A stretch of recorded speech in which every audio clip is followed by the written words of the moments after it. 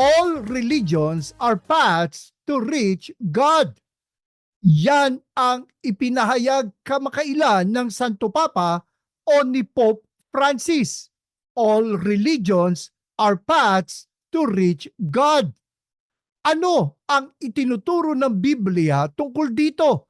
Yan ang ating tatalakayin sa Expositor's Edition, where we preach the Word in all its simplicity, in all its practicality, in all its authority. Ako po, si Pastor Eric Cortez.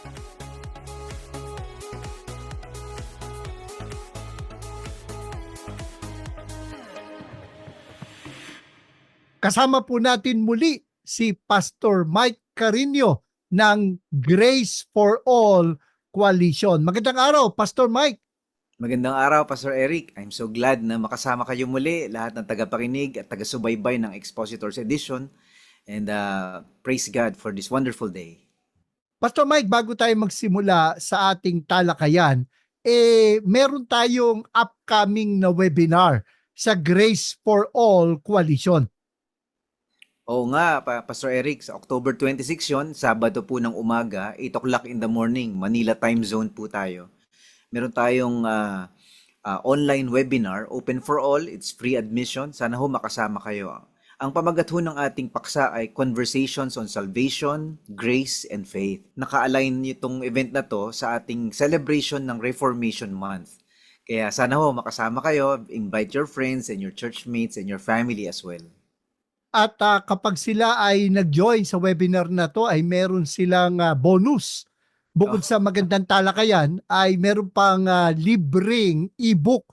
Ang pamagat ho ay Grace for All, Understanding God's Plan for Salvation.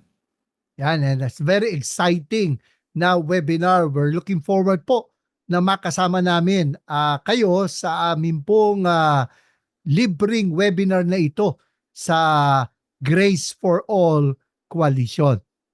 Pastor Mike, kamakailan ang Santo Papa, si Pope Francis, ay nagpahayag na all religions are paths to reach God.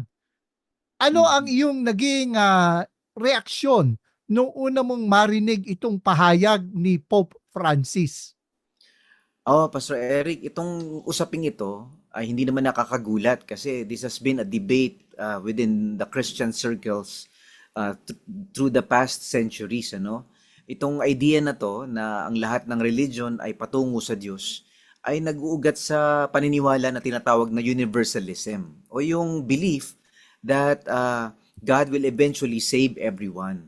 At nakaakma rin itong universalistic theology na to sa prevalent worldview ng society natin ngayon na tinatawag na pluralism, that all religions lead to God and all truths are essentially the same. So parang walang absolute truth na pinangahawakan, walang true or false. Everything is true but nothing is absolutely true. Kaya medyo nakakalungkot itong declaration ni Pope Francis, pero hindi rin nakakagulat kasi it has been around for a long time. Sa isang definition, ang sabi, ang universalism is the position that all of mankind will ultimately be saved through Jesus, whether or not faith is professed in Him in this life. And it claims that God's qualities of love, sovereignty, justice, etc. require that all people be saved and that eternal punishment is a false doctrine. Maraming kailangang i-deconstruct, kumbaga, mukhang kailangan baklasin na itong statement na to at tingnan bawat bahagi nito. Una, sinasabi nila na lahat ng tao ay ultimately maliligtas kay Kristo. At may mga nag-aakusa nga, Pastor Mike, na kung naniniwala ka sa universal atonement o namatay ang Panginoong Hesus para sa lahat, ang ibig sabihin, lahat ay ligtas na. Actually, maraming ang layers ng conversation dito. Actually, nagsimula itong ganitong paniniwala na lahat ay maliligtas dahil lahat ay mahal ng Diyos at lahat ay namatay si Jesus para sa mga tao at sa lahat ng makasalanan. Nagsimula yung proposal ng universalism dahil sa resistance sa idea ng impyerno, na Mhm. kung saan hindi pwedeng ang Diyos ay mapagmahal pero may tinatapon siyang mga tao sa impyerno at walang hanggang kaparusahan ang mangyayari sa kanila. Yun, ano? So this resistance against the idea of eternal torment and eternal punishment gave birth to the idea na universal yung salvation. Pero makikita natin problema dito. Hindi to talaga makikita sa banal na kasulatan. The Bible does not support the idea of everybody will be saved, whether they like it or not, whether they believe in Jesus or not, or whether they recognize God or not. Yun ang problema sa universalism. Mhm. At Pastor Mike, yung sinasabi ng iba na pag naniwala kang namatay si Kristo para sa lahat, para mo na rin daw sinabi na ligtas na lahat. Yun ang Hindi. kanilang kiniklaim. Hindi, not necessarily. Actually, that allegation or that claim is a false claim kasi merong condition for salvation. So, totoo na sinasabi ng Biblia na namatay si Jesus para sa lahat ng mga makasalanan. Namatay si Jesus para sa buong mundo. Mhm. Christ is the Savior of the world, the Lamb who take away the sins of the world. However, there's a condition for us to benefit from the atonement para maranasan Mhm. natin yung pagpapatawad ng mga kasalanan dahil sa ginawa ni Jesus sa krus. Kailangan nating tanggapin yung handog ng Diyos. There has to be a response to the gift of God, and that requirement is faith, not good works, not our own righteousness, but a response of believing in the finished work of Christ on the cross. Yun, ano? So, it's a conditional offer of salvation. So yung kamatayan ng Panginoon ay applicable sa lahat.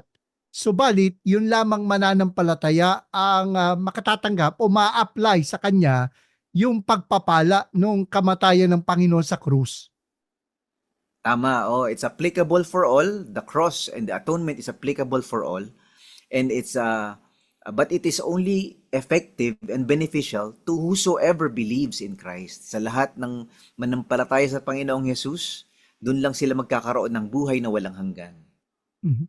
Ang isang nabasa ko na paliwanag ng mga Catholic theologians sa sinabi ni Pope Francis ay Mm. sapagkat, Pastor Mike, paano naman daw yung mga hindi narinig man lamang ang ebanghelyo o hindi man lang nila alam na may Jesus na minsan ay nagkatawang tao at namatay para sa ating kasalanan. So, paano naman daw yung mga yun? Kaya, kumbaga, sinasabi nila na kung ang taong ito ay magiging tapat sa kung ano ang kanyang paniniwala, yon ay sapat na upang siya ay makarating o masumpungan niya yung Diyos. Oo nga, no? So, it's also part of a Catholic teaching. Ang tawag nila dyan, anonymous Christians.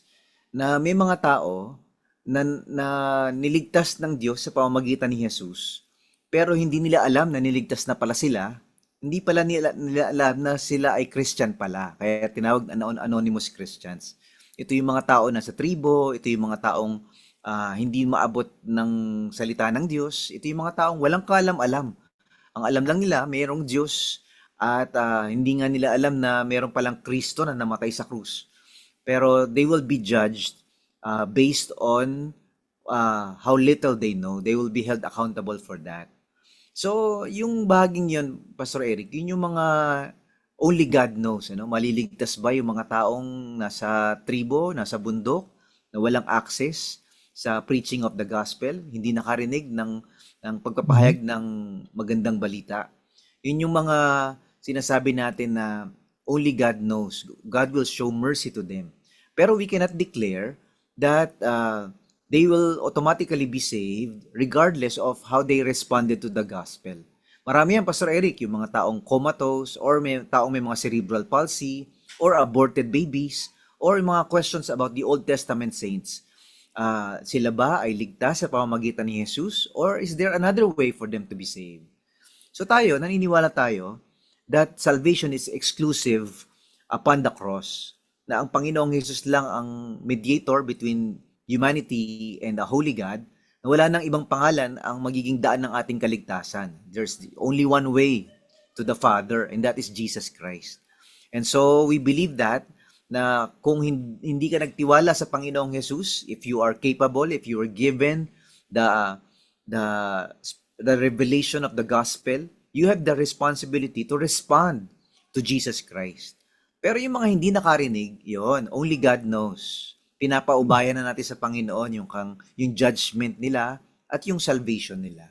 For the rest of humanity, Who have heard about Jesus Christ, we have a responsibility, we have an invitation to say yes to Jesus or to say no to Jesus. sa akin naman, Pastor Mike, naniniwala ko, una ay maliwanag naman na inihayag ng Diyos ang kanyang kalooban sa dalawang aklat. Ang una ay the Book of Creation at ang pangalawa ay the Book of Revelation. 'Di ba? Ang sabi nga sa Romans chapter 1 verse 18, for the wrath of God is revealed from heaven against all ungodliness and unrighteousness of men who suppress the truth in unrighteousness, because what may be known of God is manifest in them, for God has shown it to them. For since the creation of the world, ang sabi, His invisible attributes are clearly seen, being understood by the things that are made, even His eternal power and Godhead, so that they are without excuse. So, kumbaga, ang creation, pinapakita may Diyos.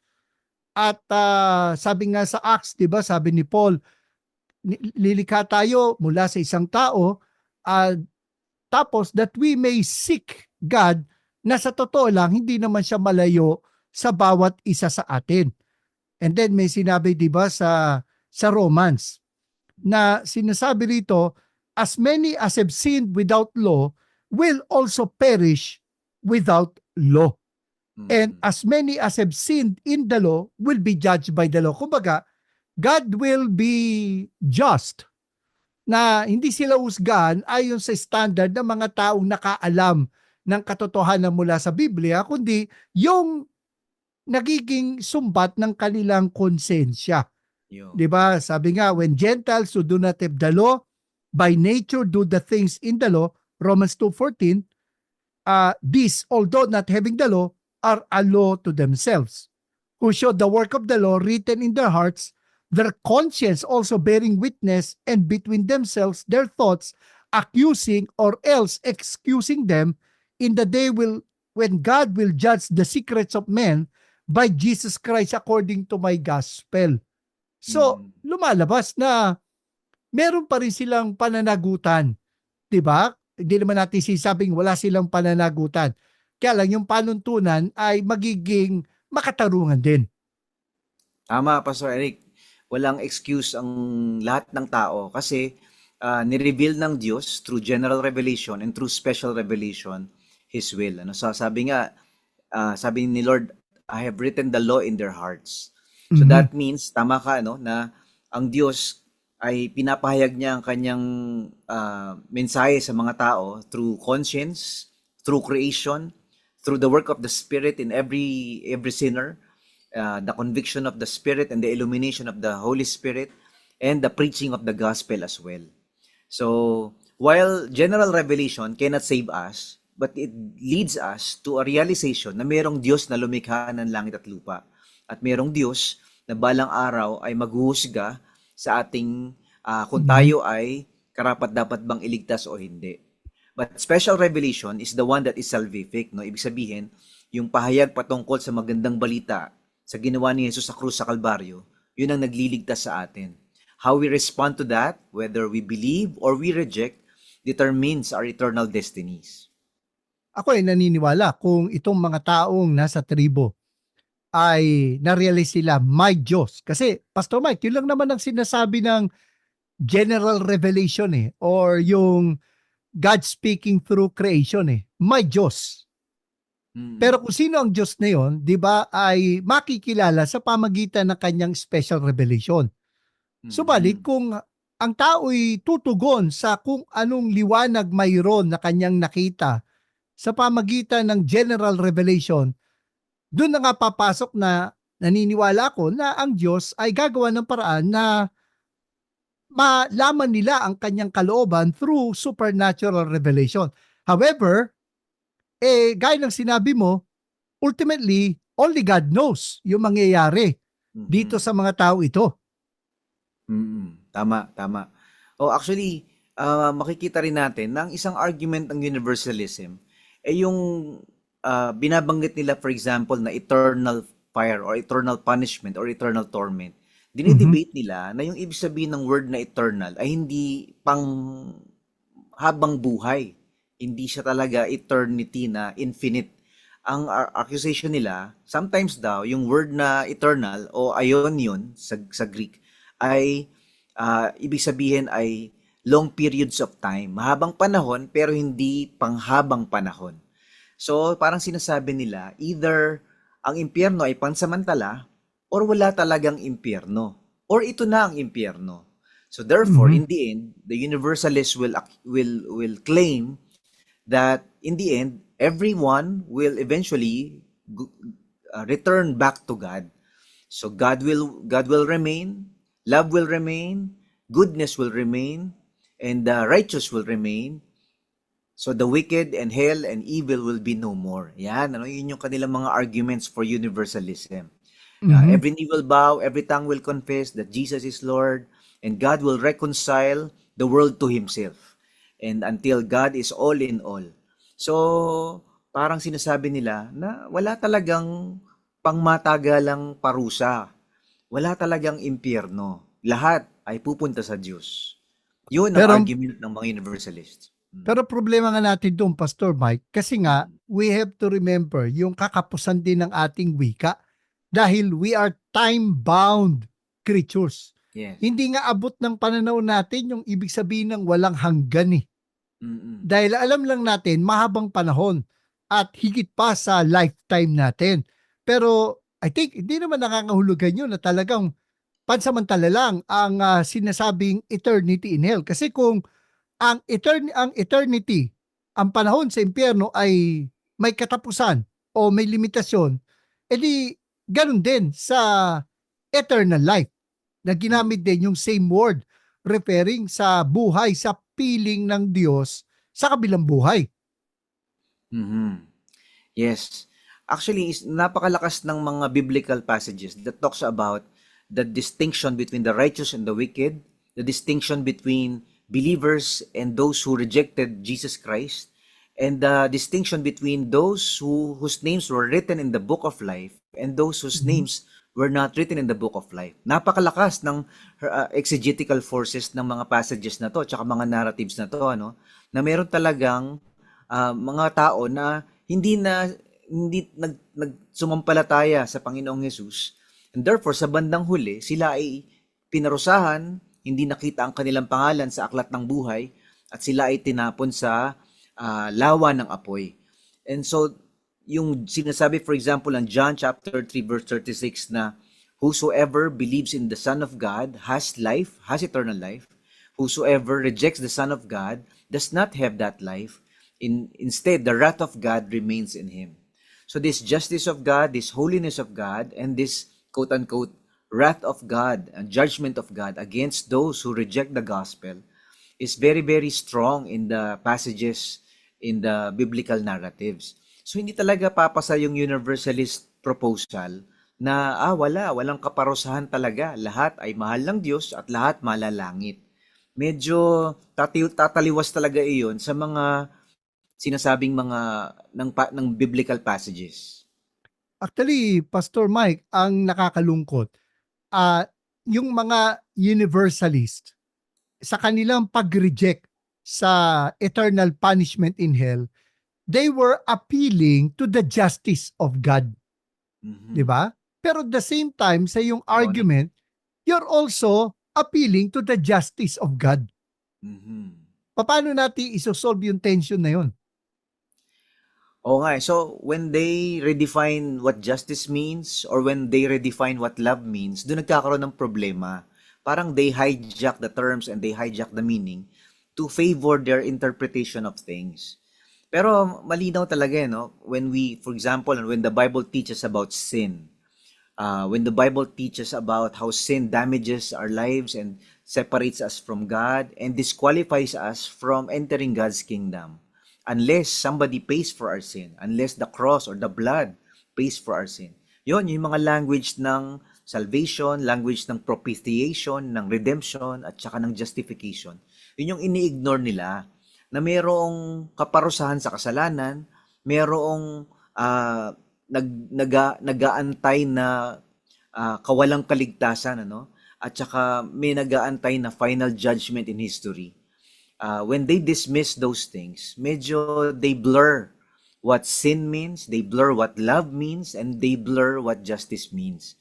Kasi nga, parang they are twisting the biblical passages and Christian theology to favor their perspective of universalism. Parang nangyayari ay sabi nga ng isang manunulat, this belief, this yung universalism ay devalues God's word, downplays God's holiness, and de-emphasizes the seriousness of sin. Yes. At dahil doon, nadi-discourage ang mga tao to evangelize. Tama, oh. Tsaka, Pastor Eric, delikado rin ito, no? Kasi it gives people the false assurance na kapag hindi mo sinuko ang buhay mo sa Panginoon at hindi mo sineryoso yung panawagan ng Diyos na magtiwala sa Panginoong Jesus upang mabayaran ang mga kasalanan mo at maligtas ka, people will have this false confidence na, okay pala mahal pala ng Diyos lahat at lahat pala malalangit na hindi naman pala mahalagang seryosohin ko ang Diyos o ang panawagan ng Diyos na talikuran ng mga kasalanan at magtiwala sa Panginoong Jesus. Hindi pala mahalaga na seryosohin ko ang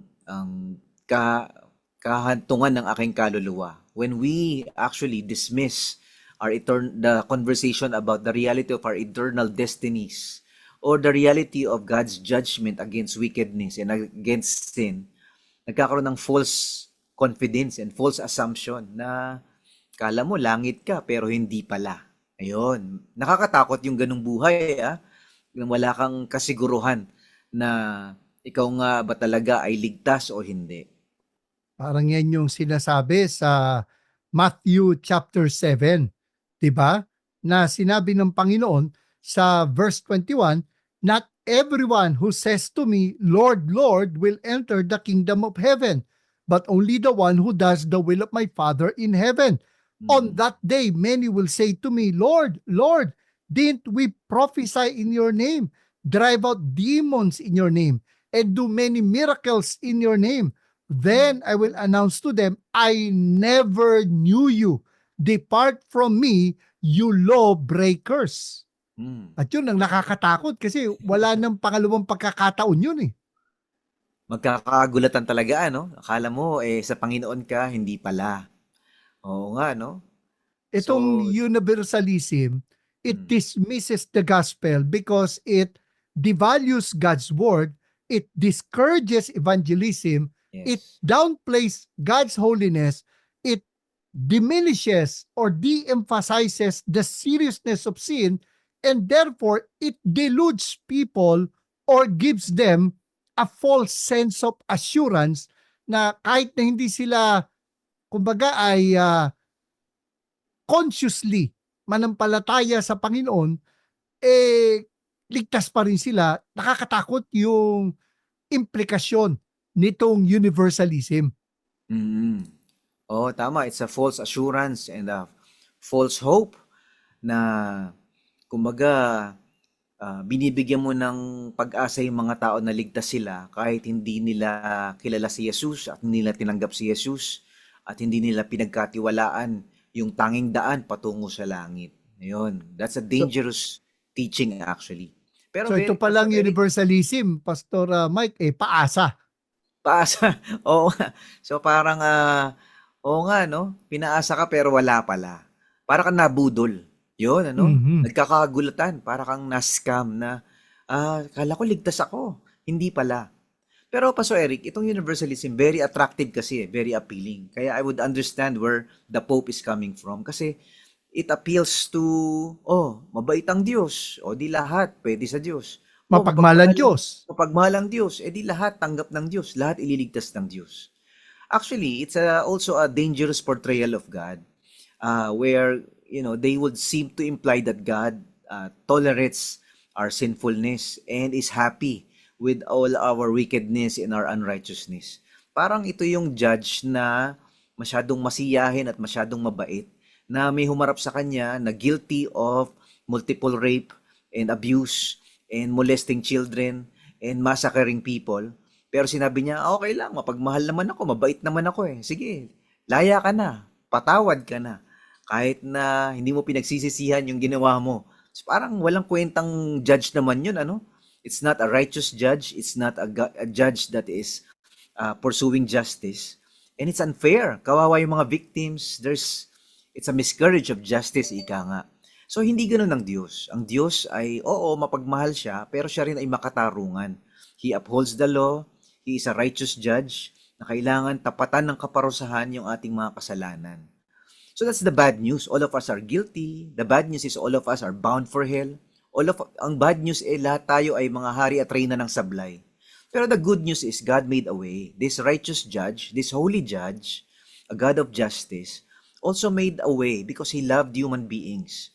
And that way is Jesus Christ. No? Ang Diyos gumawa ng paraan upang mabayaran ang ating mga kasalanan. Kailangan, Pastor Eric, may pagbayad na, no? And the blood is the forgiveness of sins. In the Old Testament, it's the blood that forgives sins, that covers a multitude of sins. In the New Testament, it's also the blood, ano? But this time, sa New Testament, there's one final sacrifice. Wala nang sacrifice of animals as what they did in the Old Testament. But this time, Jesus Christ became the final sacrifice, the Lamb of God that takes away the sin of the world. Whosoever believes in Him shall not perish but have everlasting life. Yun, no? So, mali talaga yung universalism na, kahit di ka na dumaan kay Jesus, langit ka pa din. Hindi eh. Kailangan may pagbabayad ng kasalanan eh. Walang papasok sa kaharian ng Diyos na meron kang utang at meron kang hindi na bayarang kasalanan. Problema, kahit anong gawin nating pagbayad sa ating mga kasalanan, kulang. Hindi natin kaya bayaran ang ating mga utang sa Diyos. Pero, the good news is, somebody paid for our sins. Somebody died for our sins to pay the penalty of our sins. And that is Jesus Christ. Kaya ang invitation talaga ng gospel is for all, for all sinners to come. Those who wanted to be forgiven, those who wanted to experience life, those who wanted to gain eternal life. They come to the cross. They come to Jesus Christ for forgiveness. May mga pangangatwiran sila, Pastor Mike, at sinasabi nga na ito daw yung kanilang some of their best arguments, no? Ang isa doon, Pastor Mike, bakit nilikha ng Diyos ang tao, mapapahamak din pala. Would God create people only to destroy them? Oh, that's a good question, but it's the wrong question. Ang tamang tanong talaga is, ang Diyos ba, dahil siya ay makatarungan, ano ba ang ibig sabihin ng fairness, no? Kumbaga, ang Diyos talaga, inayaan niya na tayong mga tao ay mamili, no? So that's fairness. That means He will not predestine us to be born in sin and have no choice with our sins. He gave us So the hindi choice. totoo yung may pinili siya para maligtas at yung mga hindi pinili, kaya ay may mga pinili para naman sa kapahamakan. So may pinili para sa kaligtasan, may pinili para sa kapahamakan. Hindi naman totoo yun. Oo. So God made a world, God made a universe where creatures are free to choose to obey God or to disobey God, choose to love God or choose to reject God.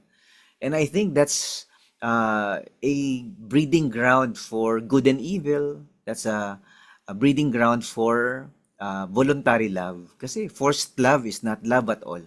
So, yun ang puso ng Diyos eh. He's a fair God. So, hindi pwedeng na lumikha siya ng mundo na walang free will. Na, either lahat tayo papuntang langit o lahat tayo papuntang impyerno, whether we like it or not. Nobody goes to heaven against their will. Nobody goes to hell against their will.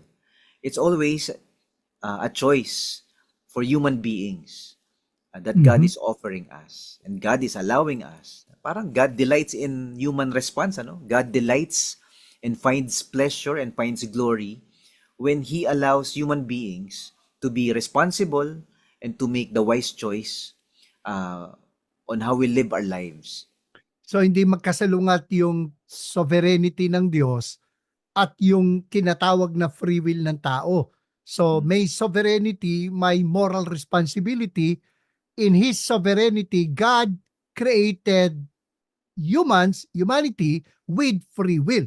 At kapag ginamit natin ito, hindi kumbaga pag binigyang diin natin na may free will ang tao, hindi sa dinidiminish natin o dinidismiss natin yung katotohanan ng sovereignty ng God. Ina-uphold nga natin na ang Diyos ay makapangyarihan. Tama, oh. Actually, ang totoong sovereign, ang totoong hari, ang totoong ruler of the universe is not intimidated or threatened about human freedom. Kumbaga, he allows it because he's not insecure about his being in charge or being ruler of the universe. Yun ang totoong sovereign. Pero yung sovereign na siya yung nagdi-decide kung anong iisipin mo, siya ang nagdidikta kung anong gagawin mo, siya lahat ang nagsasabi kung anong kakainin mo, anong gugustuhin mo, sinong mamahalin mo. A quote-unquote sovereign ruler who wants to dictate everything, who wants to determine everything, to micromanage everything, to meticulously decide everything, good and bad, righteousness and wickedness, crime and demonic activities. Kung merong ganong tagapamahala ng sanlibutan na masyadong control freak at masyadong micromanaging, hindi yung totoong sovereign. Ang totoong sovereign is yung may kalayaan yung kanyang mga subjects, pero he feels secure, he feels confident that he is still in charge of the world. He still can create good out of something bad, Mhm. and he can still rule in spite of human rebellion and human sinfulness and human stubbornness. In the end, he can still accomplish his plans and his goals while allowing freedom to his creatures. Yon ang totoong wise, sovereign, all-powerful, all-loving, good ruler, a good sovereign. Yun, kasi minsan na-hijack din yung definition ng sovereignty, ano? Kala natin micromanage, meticulous, deterministic control of the universe. Parang yung isipin mo, tinakda ng Diyos. Yung gugustuhin mo, nilagay ng Diyos. Yung pipiliin mo ay dinicide ng Diyos para sa'yo. Yun ang guhit ng Parang tadhana. oh, parang ano, no? Mga robot tayo o mga puppet under a puppet master. Very, very insecure ruler. Hindi naman ganun yung sovereignty. Mhm. Parang lalabas pa benevolent dictator ang Diyos at the Yun. very least. 'Di Mm. ba? Kaya lang Pastor Mike, Mm. una no, yung tungkol sa impyerno. Yung tanong na would God create people only to destroy them? Meron naman tayong mababasa sa Bible na kung tutuusin, ang impyerno hindi naman talaga ginawa ng Diyos para sa tao. Tama. 'Di ba nga, sinabi doon sa parable of the sheep and the goats, ang sinabi doon ay into the everlasting fire prepared for the devil and his angels. Nakalulungkot lang na some people chose to join the devil and his angels there in hell, no? Mm-mm. Kaya lang yun nga, parang lumalabas batay sa sinasabing malawak ang daan sa kapamakan, makitid ang daan sa kaligtasan, na para bang marami ang mapapahamak, di ibig sabihin nun sa dami ng assuming na maraming mapupunta sa impyerno, di ang daming, kumbaga, ang daming puntos ni Satanas, nanalo si Satanas, natalo ang Diyos. Well, wala naman talagang scoreboard, Pastor Eric, ano? Kumbaga, ilan na ba ang puntos ni Satanas? Ilan na ang puntos ng Diyos? Walang scoreboard na ganon. Sa bandang huli, panalo talaga ang Diyos. Actually, it's like God created the world, started in the Garden of Eden, and then after the fall of humanity, all of Mhm. us, we are going through a journey towards and looking forward the new heaven and the new earth. So from the garden to this new city, we are in a journey. At sa journey natin, waiting for that new heaven and new earth, waiting for the restoration of all things.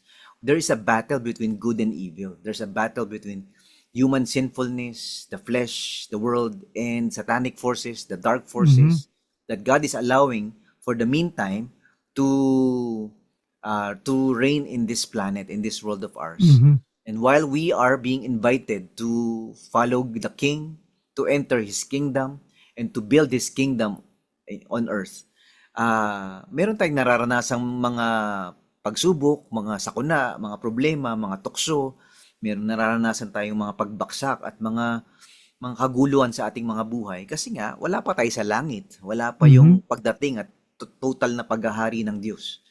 And so, pero alam na natin ang ending ng kwento. The end, God wins. God will destroy the wicked. God will destroy all sin and all evil. And God wins.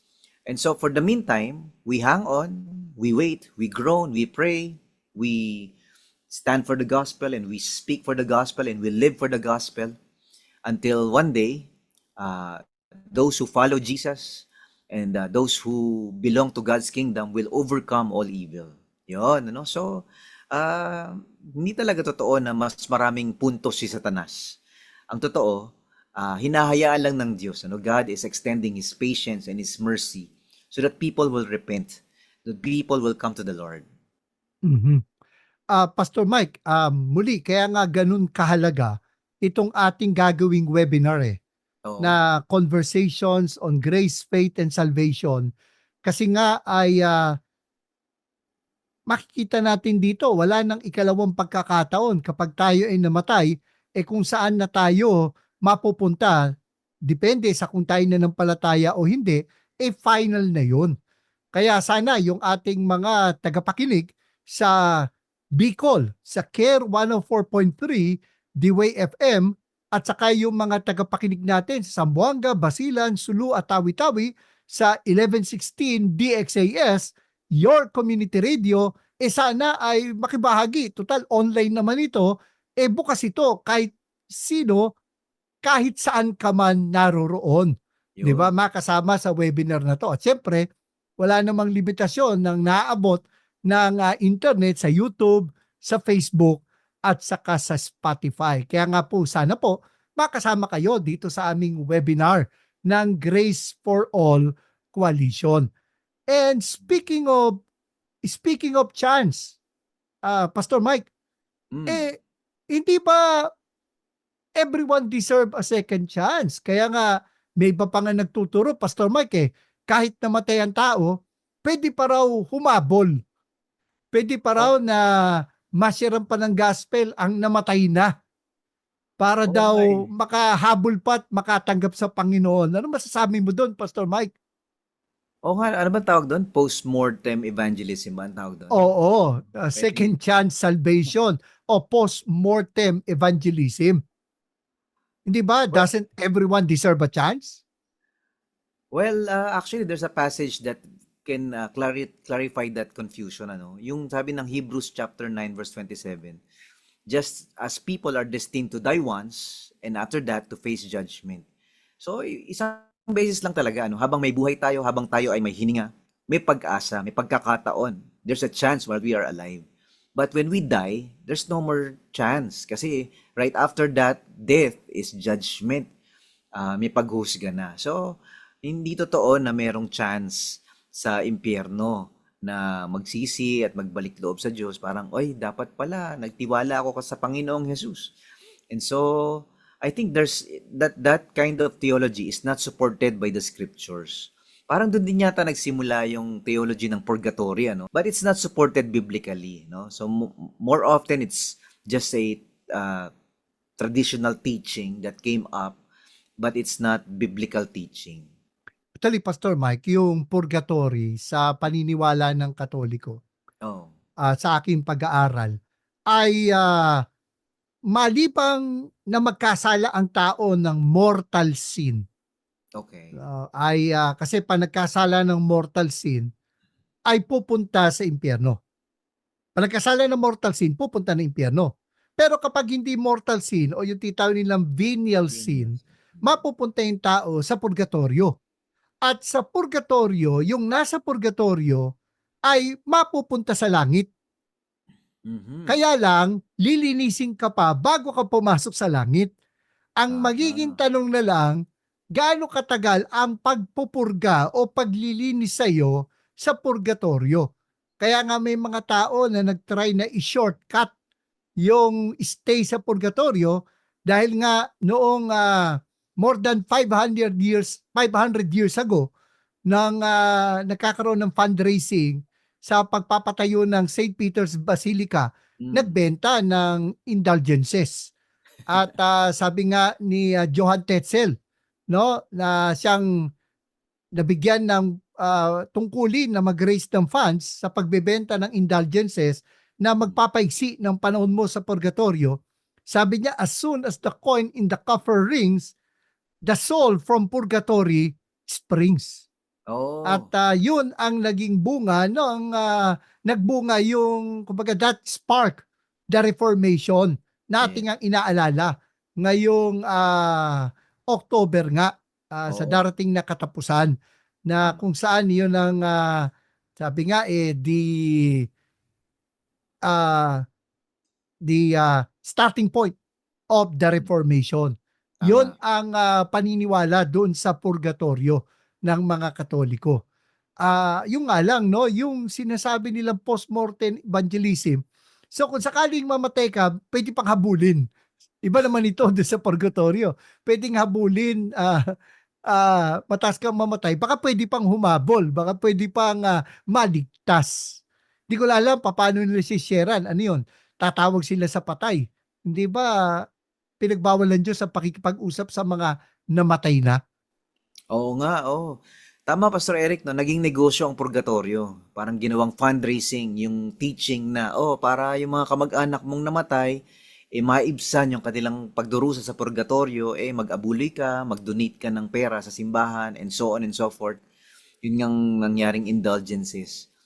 And Mhm. because it's not biblical teaching, and more often it's suspicious na it's a spiritual abuse by the church leaders na pinagkakaperahan nyo naman yung mga tao. Nagtuturo kayo ng mali para lang makapagbigay sila ng pera dahil syempre nga naman yung mga mahal nila sa buhay gusto nilang matanggal sa purgatorio at mapunta sa langit. Kaya nagtama ka, no, nag-spark yung tinatawag na Protestant Reformation movement. Nagkaroon ngayon ng malawakang resistance against the teachings of the Catholic Church, the abuses and the corruption of the Pope and the leaders of the Church. And nagkaroon din ng clamor to go back to the biblical teachings on salvation. Yun yung pag-usapan natin sa October 26, no? Salvation, grace, and faith. Ano nga ba yung ibig sabihin ng salvation by faith alone versus salvation by works? Yun yung naging mitsa ng pagkakahiwalay ng Protestantismo sa Katolisismo. O yung pagbabalik na yung movement na magbalik sa mabuting balita na itinuturo ng Biblia. Tama. Yun ang pinakadiwa nitong reformation. Bago tayo mag-move on sa magpatuloy sa ating discussion dito sa Universalism, Pastor Mike, matitindi yung magiging speaker dun sa ating webinar na Conversations on Salvation, Grace and Faith sa pag-partnership ng Grace School of Theology at Grace for All Coalition. Ang magsasalita tungkol sa salvation ay si Dr. Ken Wilson. Siya ang author ng aklat na The Foundation of Augustinian Calvinism. At Mhm. magsasalita naman sa Grace ay si Dr. Dave Anderson, ang author ng Free Grace Soteriology. At Mm. tungkol naman sa faith ay si Dr. Fred Shea, ang author ng aklat na The Faith That Saves, The Nature of Faith in the New Testament. Mabibigat, Pastor Mike, itong mga Oo nga, matindi. resource speakers natin sa darating na webinar on Conversations on Salvation, Grace and Faith. Kaya wag ho kayong magpatumpik-tumpik pa, tiyakin ninyo na magpa-register po kayo. Mabigat Yan. yung sasaguting mga tanong dito eh. Did Oo. God provide the means of salvation for all people or only for a pre-selected few? Are the redemptive benefits of Christ's death on the cross available to all or only given to some?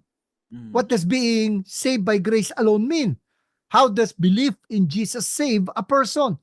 And what is the difference between salvation by faith and salvation by works? So talagang kailangan balikan natin itong ah, foundation na ito para hindi tayo naliligaw sa mga maling katuruan na katulad nga nitong universalism. Yan. Oo.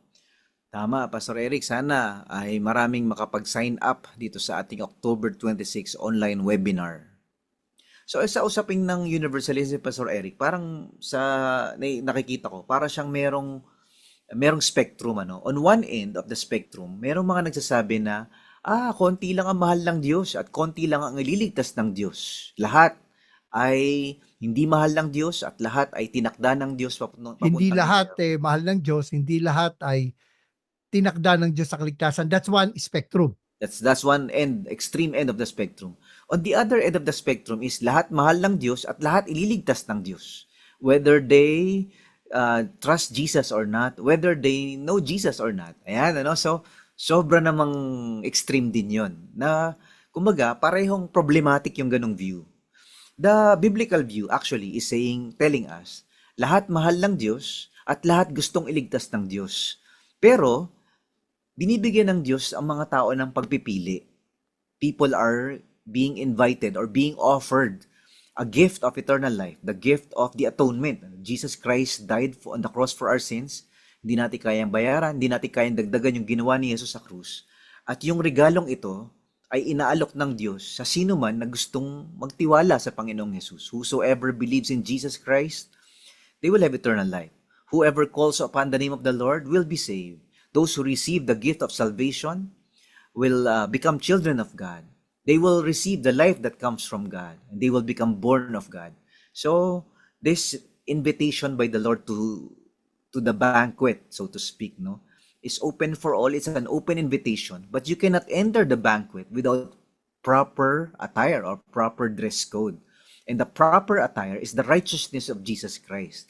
Yung kabanalan at katwiran ng Panginoong Jesus. Pag yun na ang bumalot sa'yo at yun na ang ibinigay ng Diyos sa'yo, meron ka na ngayong karapatan na maging anak ng Diyos. Meron ka ng karapatan na pumasok sa kaharian ng Diyos. Yun ang panlaban sa universalism on one end at yun din ang panlaban sa, kumaga, limited love and limited grace on the other spectrum. So from the other spectrum is universal salvation, universal Yung one love extreme, oh, on one extreme, and then limited or exclusive love only for a few on the other extreme. But the biblical view, the biblical plan of salvation is God's love for every sinner and God's open invitation for every sinner to be saved, to receive the gift of eternal life, but only those who will believe Jesus, diba? Believe in the Lord Jesus Christ and you will be saved. They are the only ones who will enter into God's kingdom. Kaya, talo ang universalism, talo rin ang limited atonement view. mhm. Pastor Mike, bilang pangwakas, kasi di ba meron tayong mga naging discussion. May mga principle, may persuasion, may preference. O merong essential doctrines that kailangan hindi tayo magkaiba, kundi hindi tayo magkapatid. At merong mga non-essentials na pwede tayong magkaiba pero magkapatid pa rin tayo. Saan natin ilulugar ang universalism? Oh, wow. Hirap Oh, kasi very recently, I think the past decade, merong lumalabas na evangelical universalism. I don't know if you've heard, mga tinatawag na Christian universalist. Ito daw yung mga evangelicals who believe in the Trinity, who believe in the deity of Christ, who believe in the inspiration of the scriptures, everything that the evangelicals embrace, except exclusive salvation in Jesus Christ. They will rather believe that there is universal salvation by God Uh, so maybe one stream of them will say, God will save you, period. Yung isang brand of universalism, they will say, God will save you through Jesus Christ, whether you know it or not. Yun, ano? So si Jesus pa rin ang way to salvation, but Jesus will save all. So very complicated itong debate na to, no? Kasi that means, Pastor Eric, mayroong mga evangelicals within our ranks who are entertaining the idea of universalism. Ang problem doon, Pastor Eric, within Orthodoxy, universalism was declared as heresy. That means they are now excluded from the true faith because of the false teaching that God will ultimately save everyone. So, in my opinion, other evangelicals might disagree with me. In my opinion, they are now, it's no longer part of the Orthodox Christian faith. Yeah, I mean, yung tatlong pipa, persuasion, preference. So At it's saka no longer a principle. preference. Oh, yun. So it's now a matter of principle. It's not, Hindi rin it's siya no longer, persuasion na pwede tayong magkaiba. It's a Oo. matter of principle na talaga. Yes, kasi kung hindi natin siya gawing principle, no, na hindi ka nakapamilya, hindi ka nakapatid sa Panginoon, we will now dilute or we will now dismiss the exclusive offer of salvation through Jesus Christ. He is the only way, He is the only mediator. There's no other way. Kasi ang proposal ng universalism is there is no way. God will save everyone, whether they come to the way or not, whether they believe the way or not, whether they find the way or not. That's universalism. God will just save you whether you like it or not. Pero evangelical theology teaches that there's no other way to be saved than through Jesus Christ alone. Na walang pangalang binigay sa silong ng langit na sukat ikaligtas ng tao, kundi Yes. ang pangalan ng Panginoong Hesukristo lang. Maraming salamat, Pastor Mike, sa talakayang ito. Salamat din, Pastor Eric, at God bless Expositors Edition. Marami pong salamat sa inyong pagsubaybay sa isa na naman pong mayamang talakayan dito sa Expositors Edition, where we preach the word in all its simplicity, in all its practicality, in all its authority. Ako po si Pastor Eric Cortez na nagpapaalala, ang katotohanang nagpapalaya, katotohanang isinasagawa